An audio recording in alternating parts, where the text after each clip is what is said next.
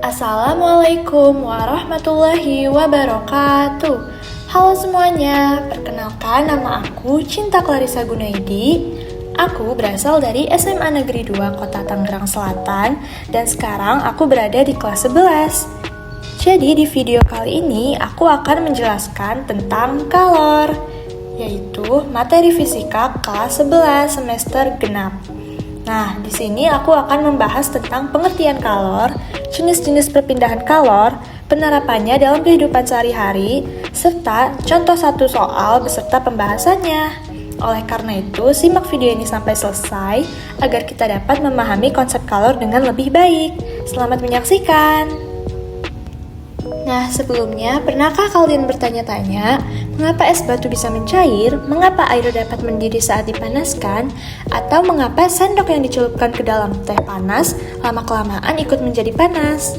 Semua peristiwa tersebut berkaitan dengan kalor. Jadi, pengertian kalor adalah energi panas yang berpindah dari benda yang bersuhu lebih tinggi ke benda yang bersuhu lebih rendah.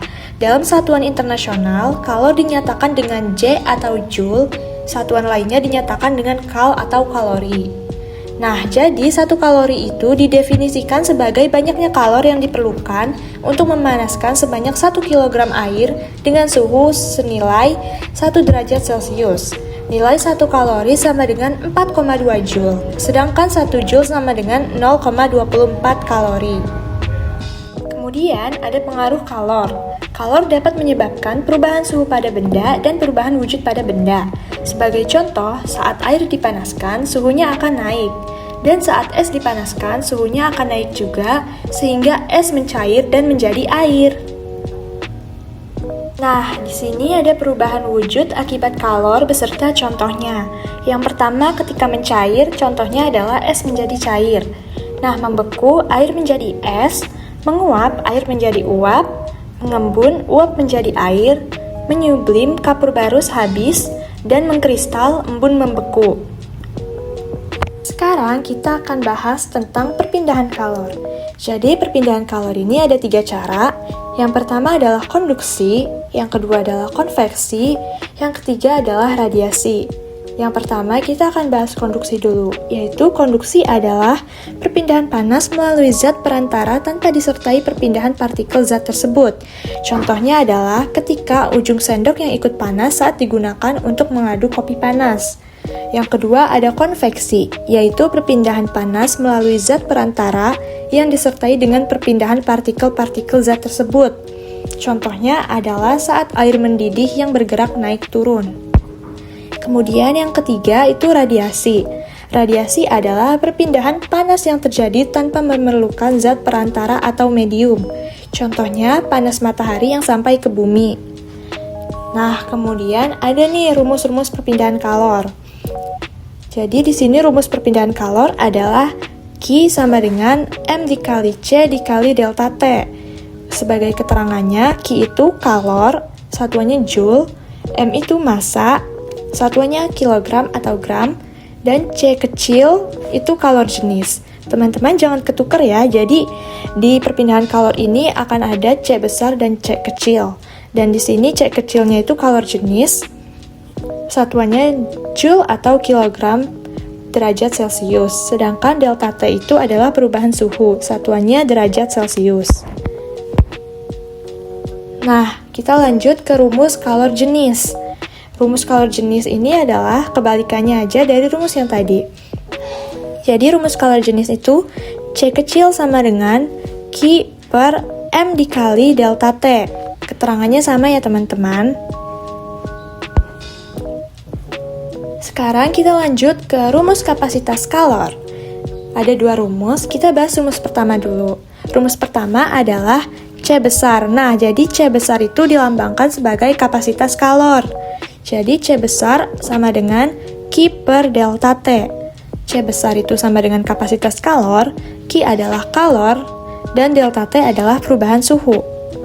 Kemudian ada rumus keduanya, yaitu C besar sama dengan massa dikali kalor jenis. Keterangannya sama. C C besar dilambangkan sebagai kapasitas kalor, dan C kecil dilambangkan sebagai kalor jenis. Jangan sampai ketukar ya teman-teman. Nah, kemudian ada nih penerapan dalam kehidupan sehari-hari, yaitu untuk memasak makanan, menjemur pakaian, menyetrika pakaian, dan termos menjaga suhu minuman. Ini adalah penerapan kalor dalam kehidupan sehari-hari.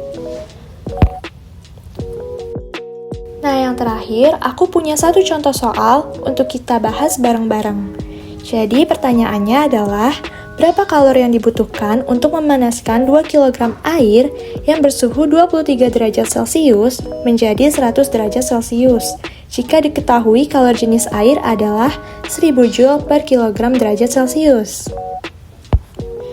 Nah, untuk cara pengerjaannya, jangan lupa setiap ada soal kita tulis dulu ya yang diketahui apa aja dari soal itu, baru kita jawab. Nah, di soal yang tadi diketahui masanya adalah 2 kg, kalor jenisnya adalah 1000 Joule per kilogram derajat Celcius, dan perubahan suhunya adalah suhu awal yaitu tadi 23 derajat dan ingin dipanaskan menjadi 100 derajat Celcius. Sehingga 100 dikurang 23 adalah 77 derajat Celcius. Berarti perubahan suhunya adalah 77 derajat Celcius ya teman-teman. Nah, yang ditanya adalah Q atau perpindahan kalornya. Sini kita jawab sesuai rumus tadi. Q sama dengan massa dikali kalor jenis dikali perubahan suhu atau Q dikali MC delta T. Nah, di sini aku punya rumus gampangnya, jadi kalian tinggal hafalin rumus perpindahan kalor ini pakai kosakata yang udah kalian hafal aja, kayak Q sama dengan MCAT, aku bikin jadi Q sama dengan macet, supaya lebih gampang keinget aja gitu. Nah, Q sama dengan M dikali C dikali delta T kan.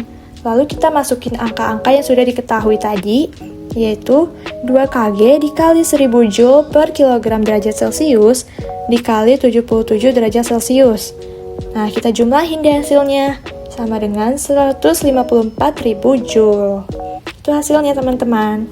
Gimana, mudah kan? Nah, sekian pembahasan dari aku. Terima kasih banyak teman-teman sudah menonton dan memperhatikan. Semoga kalian semua paham ya. Sampai jumpa. Wassalamualaikum warahmatullahi wabarakatuh.